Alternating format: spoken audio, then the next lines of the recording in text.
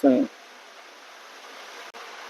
One of the first things that I had to realize, I feel like that's not one of the exactly first things, but it's definitely one of the hardest things, is that sometimes you can outgrow people, and it doesn't mean that everything has to be on bad terms. I feel like a lot of times we try to give ourselves a reason or justification as to why, we may not be friends with somebody, or we may not be as close to a family member or somebody, or whatever the case may be. We always try to find or give ourselves kind of like a reason or a storyline, or maybe that's just something I do.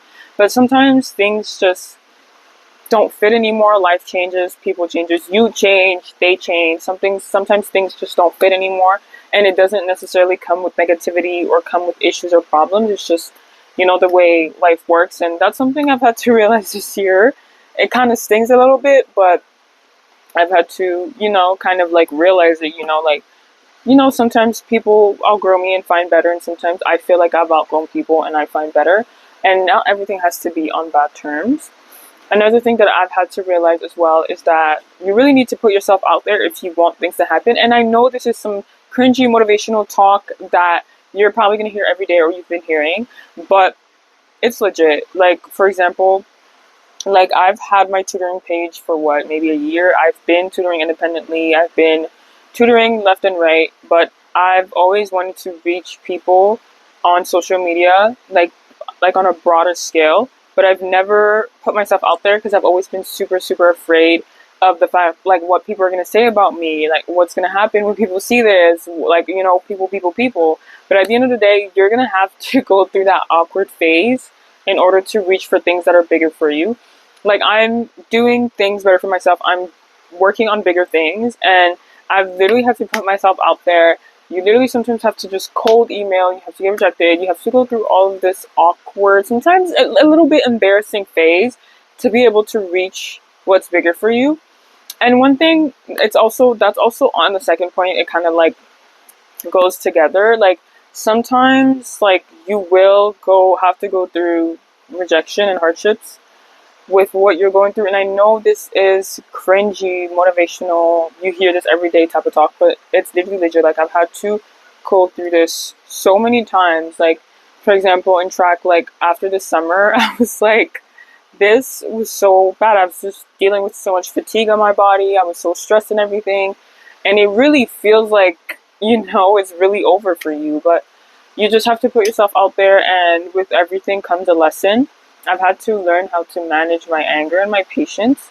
And I'm still putting myself out there with the tutoring. Like, I'm still trying to post every day and, going through that awkward phase because I want what's bigger for me. And that's just what it takes. Another thing is that you don't need everybody to understand you. Like, I know that it's sometimes so tempting to want to let everybody know your backstory or your sad story. But at the end of the day, nobody cares. Like, nobody cares about your story. Nobody cares what you've been through. It sucks, but you just don't need every single person to understand you, to understand your backstory, to understand where you're from, or to agree and support your decisions. Sometimes you just have to do what's best for you. And that's why it's so important for your primary motivation to be yourself, want to be better for yourself. Because if you're starting to take in other opinions and other people, you're going to get disappointed real quick. I am somebody who sometimes seeks a lot of validation, especially from close friends or family members. And sometimes I just need for a yes or a no to go forward with things. And I've had to learn that without that yes and without that no, you still have to push forward with what you want and what's best for you. Another thing, and I feel like it's because I'm not 20 yet, but I am turning 20 in a couple months this year. I feel like you get caught up, especially like with comparison. People in university, people have different directions, people have different paths. Social media as well, you see a lot of people are like my age or people around my age who have apartments, who are moving out, who have cars, who are graduating early, who have an internship, who have big jobs. Like, it's so easy to get caught up and compare yourself with somebody's chapter 20 when you're at your chapter 3, or just to compare yourself with other people and to want to reach or jump, kind of like take their shortcut to get there. But honestly, you just have to focus on what's best for you. You have to take it at your pace. Somebody might get their first apartment at 22, yours might be 30. You just don't know. But I've learned to not compare myself to other people, and I feel like things start affecting me less and less because I start focusing on what is best for me and what's meant for me. Especially with social media, everything feels like a race. One example that is very common is like driving. Like everybody's like, oh my gosh, if you don't drive by this specific age, like you're like, what are you doing with your life? But like there are different circumstances, there's different conditions that people live in, like there's different reason, and you don't owe anybody an explanation. Is this an excuse for not driving? It might be. But yeah. My fifth one is that your relationship with yourself matters a lot, and that's something that I did is so sacred for me. However, so does social relationships. I feel like there's a lot of preach on prioritize yourself, solo dates, this, which is so important. I also always preach that, and I stand by that.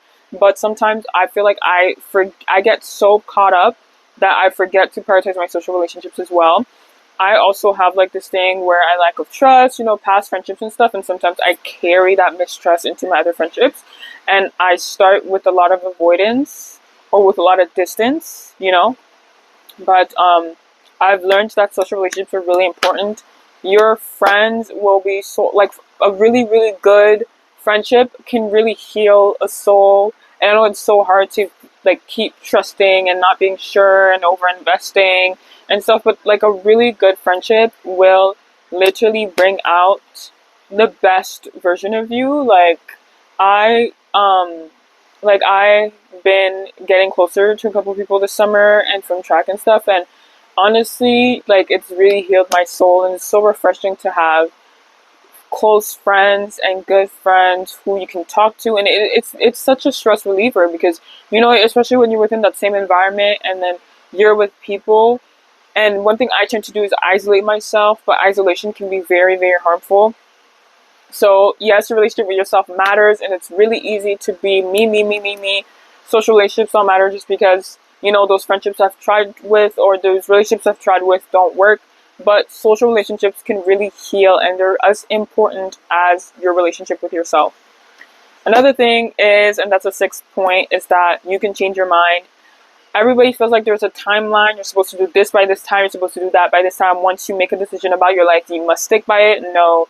At the end of the day, it's your life. You can restart as many times as you want. You can change your mind as many times as you want. You can go in different directions as many times as you want. Like, it honestly does not matter. You can change your goals tomorrow. You can change your hobbies. You can change whatever you want to do. And honestly, it's not black and white. It's more complex than that. It's not as simple, obviously, but it's just meant to say that you're not stuck within this one box of your life decisions. You're able to change your mind. You're able to just do what you want. Like, for example, for me, like something so simple like track, like obviously like going somewhere else in the summer, like for me, like I always do what's best for me at that time, like changing decisions and always being scared of going into that new environment. But it's like at the end of the day, you can always change your mind. Like you can change your mind today, and then tomorrow you can do something else, and the day after you can do something else. Another thing, that's the seventh point, is to not let an aspect of your life consume your entire life. Consume your life, your mind. Invest your energy into multiple things. And that's something that I've had to learn the hard way. And what was it? It was track.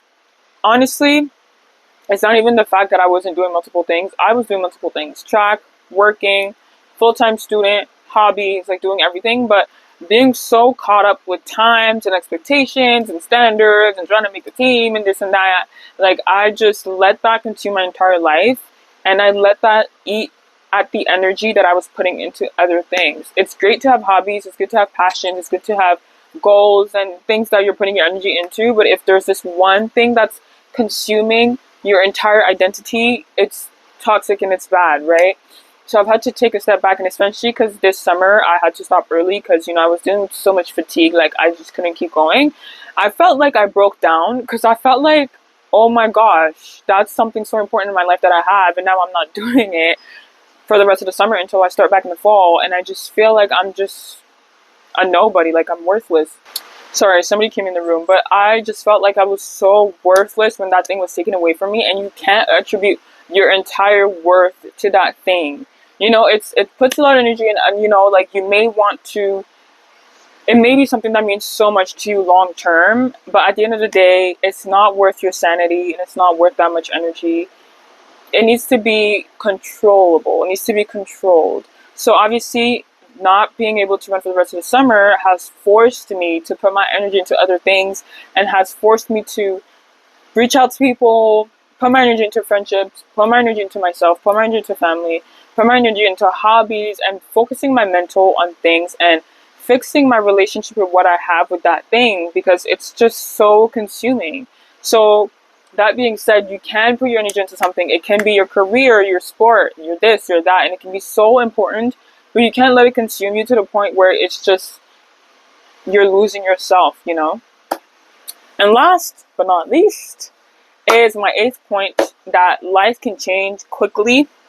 Literally 3 months time, literally in a month, things can be so different. Things can be completely different. So this is also to say to not take things for granted, but at the same time, if you're going through a tough period, and I know this is so cringy, this is a motivational thing you keep hearing every single day, but if you're going through a tough time, it is not permanent. Literally, like last year, I was working 20 hours a week. I was doing track on top of it. And on top of that, I was also a full-time student. I had to pay for all my own things. And I was struggling because it kind of like I was thrown into, not adulthood, but I was thrown into this different lifestyle that I didn't know how to do. I had to lose things, my grades dropped. I had to juggle so many things, and it was such a struggle, and I literally thought I would never get out of it, because I was just like, when am I going to have time to really take care of myself? This was what, last year. This year my life is completely different. Literally, it is really different. I don't work at that job anymore. I have something that is way more flexible going into the year, that is much, much better. I am coming back to track, but I'm coming back with a better mentality. And I'm coming back to track with more history in the sport. Because back then I had, 12 months in the sport, starting second year. But now I have 2 years. I'm going back with more history, so I know how to handle more things. I'm going back with a better mental. And I'm going back with knowing how to handle my course load much better.